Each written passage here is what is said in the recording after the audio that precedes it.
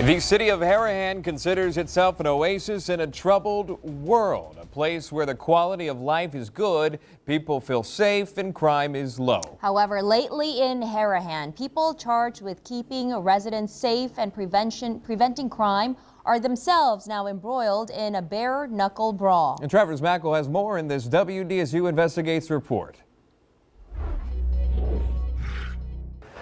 Solo Sean, it's all taking place before the Harahan Fire and Police Civil Service Board, a board whose work its chairman says is usually as interesting as dishwater.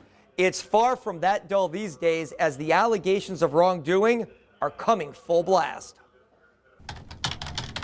WDSU Investigates has learned that both the FBI and the Louisiana Attorney General's office have been asked to investigate the Harahan Police Department. Law enforcement sources have told WDSU Investigates that at least 4 meetings with the FBI have taken place while the state's Attorney General's office has reportedly been contacted at least twice. The allegations brought forward to them are in line with those raised at recent Harahan Fire and Police Civil Service Board meetings, with board members being pressed to ask for an investigation of the Harahan PD by outside agencies. I am speaking on behalf of the police officers who are willing to come forward to authorities, but they're afraid to speak publicly out of fear of retaliation. Lisa Giardina, a civic activist, also told the board that numerous officers claimed they were given a quota for issuing traffic tickets, which could be against state law.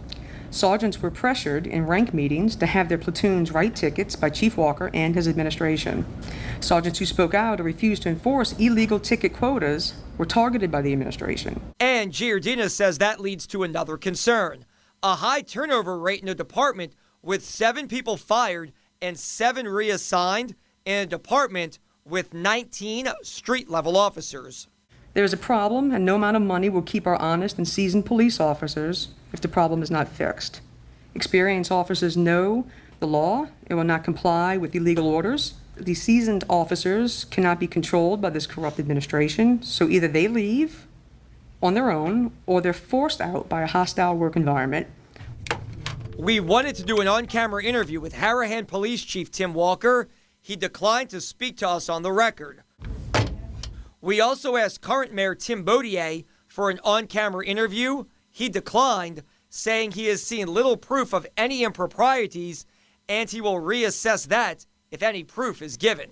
Baudier's predecessor, former Harahan Mayor Tina Maselli, has raised many of the same allegations and says she took them to authorities. Her concerns included shoddy record-keeping and questionable financial practices. My duty was to report irregularities to all agencies, and we did. We have even sent things to the OIG in Washington, D.C. We have sent things to the U.S. senators. We have sent it to the DA, to the U.S. Attorney's Office. We've gone to the legislative auditor. We went everywhere. We thought it was our duty. We followed the law. WDSU Investigates has not been able to determine if any of the agencies or individuals mentioned by the former mayor have looked into their allegations. The board was expected to take a vote on the request for the investigation last Friday, but that meeting lasted just under 2 minutes. Chief Walker. Here. Assistant Chief Mooney. Present. Thank you. Where's Ms. Jardine? Nobody knows? I make a motion that since the complainant party's not here, that we adjourn this meeting. Do I have a second? It's been moved and seconded that we adjourn the meeting because the individual who's making the complaint is not present. All those in favor? Aye. Any opposed? Giardina came in seconds later, Not according to our clock. but the board said it could not reopen the meeting and had to reschedule her for a later date. So, I mean, We've agreed to reschedule this, and please be here on time. No word just yet on when the board will resume its hearing on the allegations and request for the investigations, but we'll continue to follow this story. Reporting in the newsroom, I'm Travers Mackle.